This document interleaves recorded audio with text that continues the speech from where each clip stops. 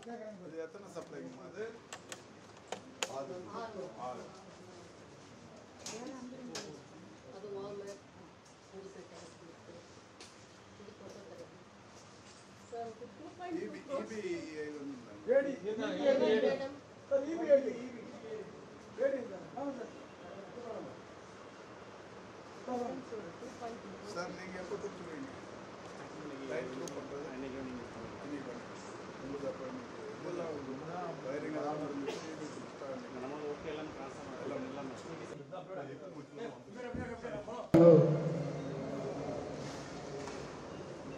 இதெல்லாம் வந்துருச்சுங்களாமா? டேபிள்லாம் வந்துச்சு அதுக்கு இதுக்கு டேபிள்லாம் வந்துச்சு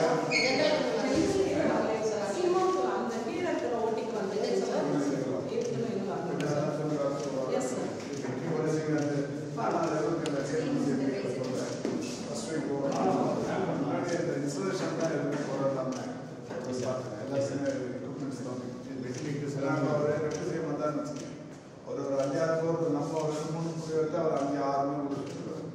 எல்லாமே பண்ணிட்டு இருக்கோம்.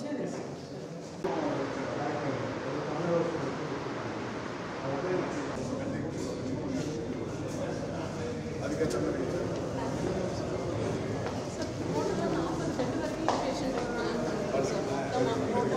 இல்லை அது நீங்கள் டயாலிசிஸோட சேர்த்தா லைவ் டயாலிசிஸ் காலிமர்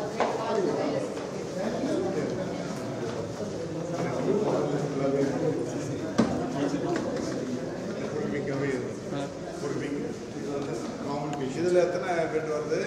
நான் எப்படியா இருக்கேன்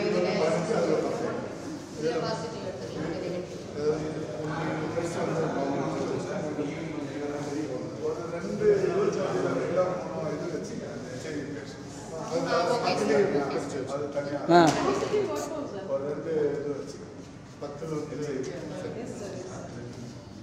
23 இந்த ஜெனரல் வச்சுக்கணும். ஒரு 2 அங்கே ஜெனரல் எடுப்போம். அங்கே எவ்வளோ பெட் வச்சுருக்கோம்? அங்கே நாங்கள் 12 24 வச்சுருக்கோம். இங்கே எவ்வளோ போடுறோம்? இங்கே எவ்வளோ போடுறோம்? ஒரு 10 பெட்டு போடலாம் இல்லை 110 பெட் இங்கே வந்துடும் டயாலிசிஸ்க்கு ரோஸ் அந்த இல்லை டயாலிசிஸ் விட்டுட்டு ஜென்ரல் ஓபி வார்டு புதுசாக வரும்போது நிறைய பயனாளிகள் நிறைய வருவாங்க. பழைய அளவை விட கூடுதலாக வருவாங்க இன்ஃபெக்ஷன்.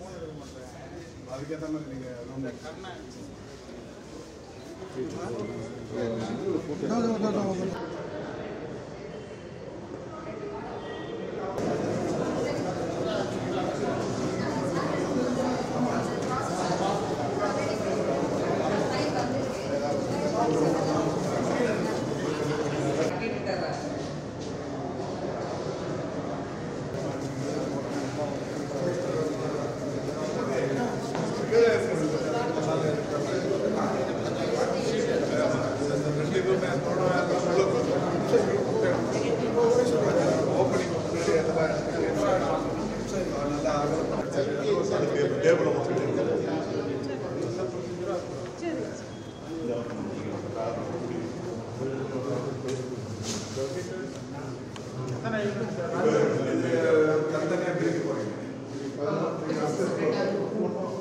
பயோகெமிஸ்ட்ரி மைக்ரோபயாலஜி பெத்தாலஜி அப்படின்னு போட்டு வச்சு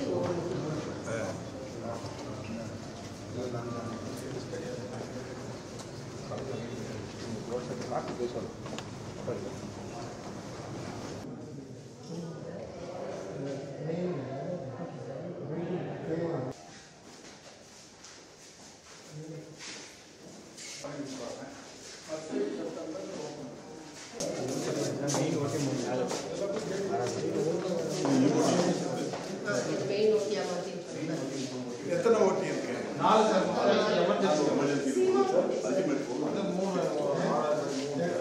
இது எமர்ஜென்சி ஓட்டி. அப்படியே நிற்கலாம். இது கொஞ்சம் நல்லா இருக்கிறதால எம்சிஹெச்க்கு வந்து இதை யூட்டிலைஸ் பண்ணிக்கிறோம் சார். இல்லை சார். இல்லை நீங்கள் அஃபிஷியலாக நீங்கள் என்னென்ன மாற்றம் பண்ணணுங்கிறத நீங்கள் டாக்டர்ஸோட உட்காந்து டிசைட் பண்ணி என்ன தொடர்பில் எதாவது பண்ணுறதுங்கிறத ரெடி பண்ணிட்டு நாளைக்கு காலையில் பிடபிள்யூ ஆஃபீஸர்ஸை வர சொல்லி அதுக்கேற்ற மாதிரி சொல்லிட்டீங்கன்னா அவங்க இதில் ஏதாவது மாற்றம் பண்ணணும் இந்த அதெல்லாம் பண்ணி நீங்கள் அதை ரெடி பண்ணிட்டு நீங்கள் சொல்லிடுங்க. சரி இந்த சார் அந்த பாசிஷன் அது பண்ணிடுவோம். அதான்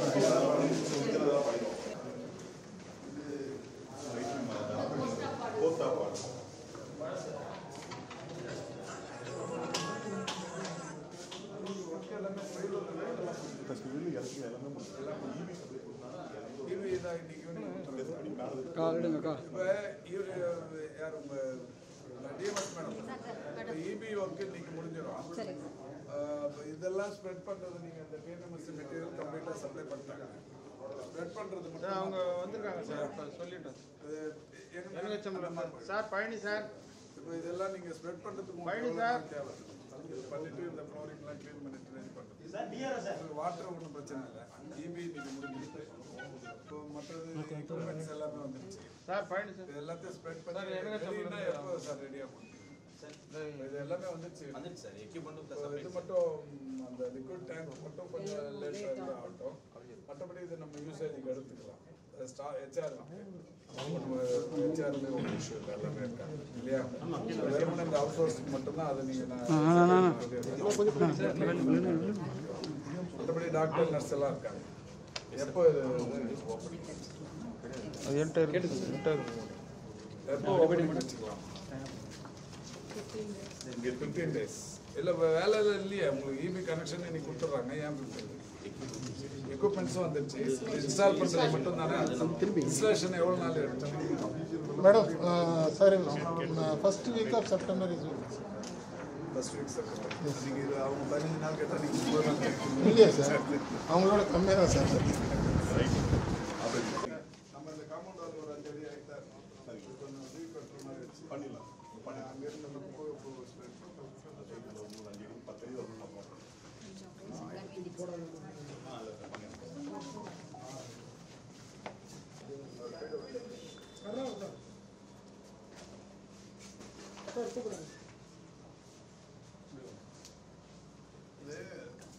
பின்னாடிலாம் ரெசிடென்ஷியல் ஏரியா.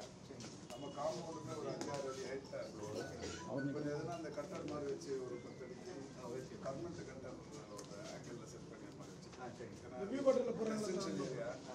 அங்கேருந்து அந்த குப்பையை எடுத்து இந்த பக்கம் போடுவாங்க. அது க்ளோஸ் பண்ணணும்னா நீங்கள் இந்த இதுக்கு மேலே ஒரு 6 அடிக்கு என்ன மாற்றலாம்? அதில் காம்பவுண்ட் கட்டினா சரியாக வராது.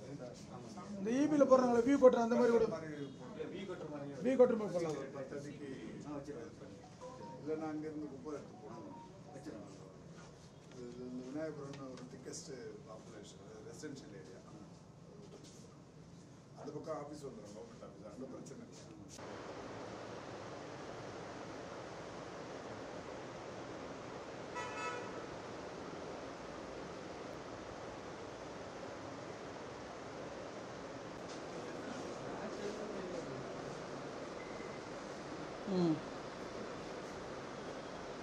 இது லேபர் வாடா.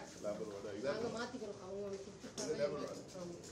இதெல்லாம் வெளியில் இல்லை இது தேவைப்படுது. எத்தனை இங்கே லேபர் வார்டில் எத்தனை வச்சு? லேபர் ரோட்டில் அவ்வளோ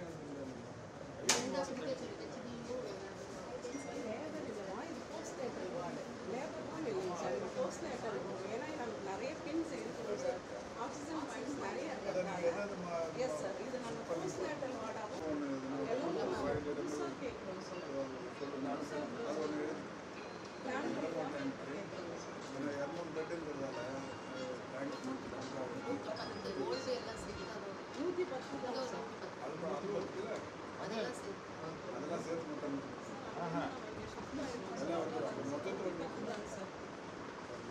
போமா.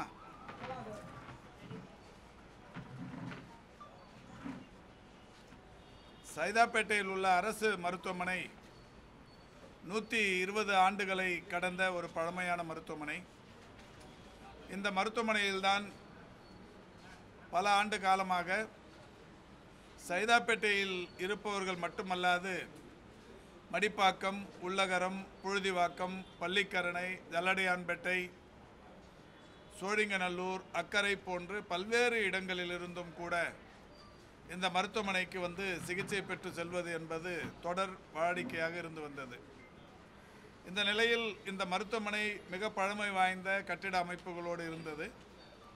2016ஆம் ஆண்டு சட்டமன்ற உறுப்பினர் தொகுதி மேம்பாட்டு நிதியிலிருந்து ஒரு இசிஜி அமைப்பு ஒன்று 56 லட்சம் செலவில் கட்டித்தரப்பட்டது. பிறகு மாண்புமிகு தமிழ்நாட்டின் முதலமைச்சருடைய அறிவார்ந்த ஆலோசனைகளை ஏற்று இந்த மருத்துவமனையை மேம்படுத்துவதற்கு அரசின் சார்பில் நிதி ஆதாரம் பெறப்பட்டு 28,70,00,000 மதிப்பீட்டில் இன்றைக்கு புதிய கட்டிடம் கட்டப்பட்டிருக்கிறது. 68,920 சதுரடி பரப்பில் கட்டப்பட்டிருக்கிற இந்த கட்டிடத்தை பொறுத்தவரை சைதை தொகுதி மருத்துவமனையின் மிகப்பெரிய அளவிலான மேம்பாட்டிற்கு வழிவகுத்திருக்கிறது. தரைத்தளம் மற்றும் 6 தளங்களுடன் கொண்ட இந்த கட்டிடத்தில் தரைத்தளத்தை பொறுத்தவரை பார்க்கிங் வசதியும், முதல் தளத்தை பொறுத்தவரை புறநோயாளிகள் பிரிவும், ஊசி போடும் அறை, மருந்தகம், ஆய்வகம், ஸ்கேனர் என்று முதல் தளத்தில் பயன்பாட்டுக்கு வரவிருக்கிறது.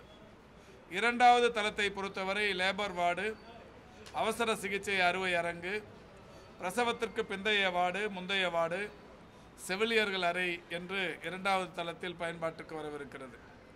3வது தளத்தை பொறுத்தவரை 1 கோடி ரூபாய் செலவில் ஒருங்கிணைந்த ஆய்வகம் ஒன்று அமைக்கப்பட்டு கொண்டிருக்கிறது. இந்த ஒருங்கிணைந்த ஆய்வகம் மிகப்பெரிய அளவிலான பயன்பாட்டிற்கு வழிவகுக்க இருக்கிறது. அதோடு ஸ்கேனரை, காது மூக்கு தொண்டை சிகிச்சை பிரிவு, குழந்தைகள் பிரிவு, அவசர சிகிச்சை பிரிவு என்று பல்வேறு வசதிகளுடன் 3வது தளம் பயன்பாட்டுக்கு வரவிருக்கிறது. 4வது தளத்தை பொறுத்தவரை 15 படுக்கை வசதிகளுடன் குழந்தைகள் சிகிச்சை பிரிவு, 14 படுக்கை பொது சிகிச்சை பிரிவு, 12 படுக்கை பிரசவத்திற்கு பிந்தைய பிரிவு என்று 4வது தளம் மிக சிறந்த அளவில் பயன்படவிருக்கிறது.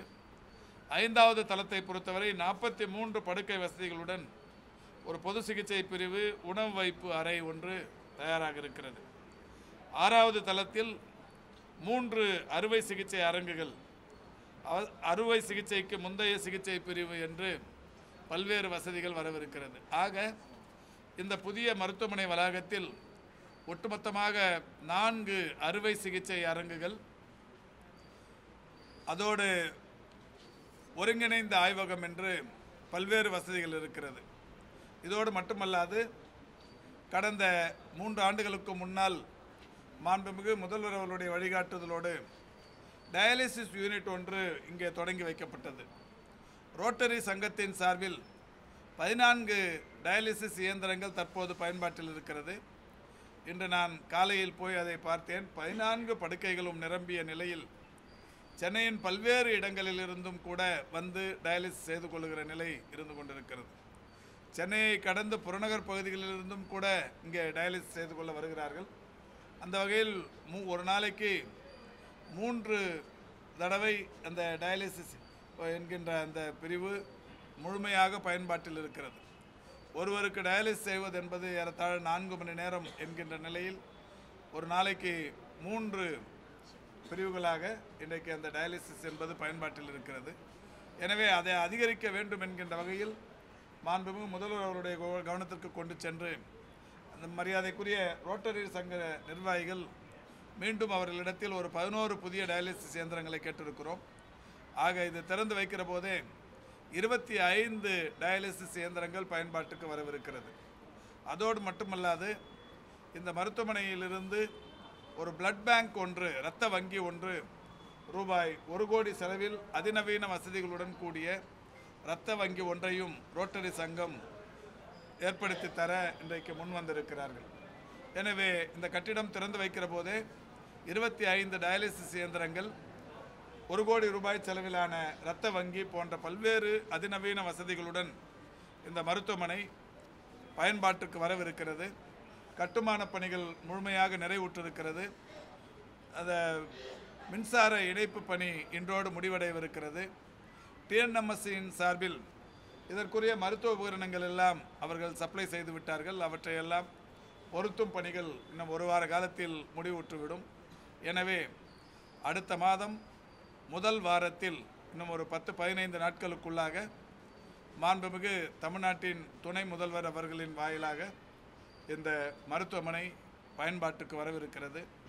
ஒரு 120 ஆண்டு கால பழமையான இந்த மருத்துவமனை புத்துணர்ச்சி பெற்று பெரிய அளவிலான வளர்ச்சியினை பெற்று 110 படுக்கைகளுடன் கொண்ட அதிநவீன வசதிகள் கொண்ட ஒரு மருத்துவமனையாக இது சைதை தொகுதி மக்களுக்கு ஒரு பெரிய மருத்துவ வரப்பிரசாதமாகவே இது வரவிருக்கிறது என்பதை மகிழ்ச்சியோடு தெரிவித்துக் கொள்கின்றேன். இந்த பணியை இன்றைக்கு முழுமையாக ஆய்வு செய்திருக்கிறோம். எல்லா தளங்களிலும் பணிகள் முடிவுற்றிருக்கிறது. மருத்துவ உபகரணங்களை பொருத்தும் பணிகள் மட்டும் நடைபெற்று கொண்டிருக்கிறது. இந்த ஒரு வாரத்தில் அதுவும் முடிந்துவிடும். இந்த வளாகத்தை தூய்மைப்படுத்தும் பணி, தரையமைக்கும் பணி இவையெல்லாம் கூட ஒரு 10 நாட்களுக்குள் நிறைவடைந்து இந்த மருத்துவமனை ஒரு புதிய வளர்ச்சியுடன் சைதை தொகுதி மக்களுக்கு பயன்பாட்டுக்கு வரவிருக்கிறது.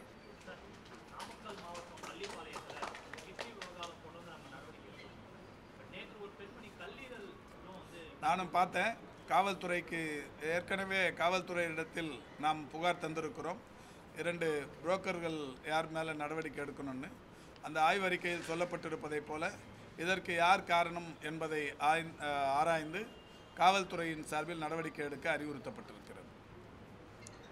காவல்துறையின் சார்பில் மட்டுமல்ல, இது ஏதாவது மருத்துவமனைகள் சம்பந்தப்பட்டிருந்தால் அவர்கள் மீதும் நடவடிக்கை எடுக்க அறிவுறுத்தப்பட்டிருக்கிறது.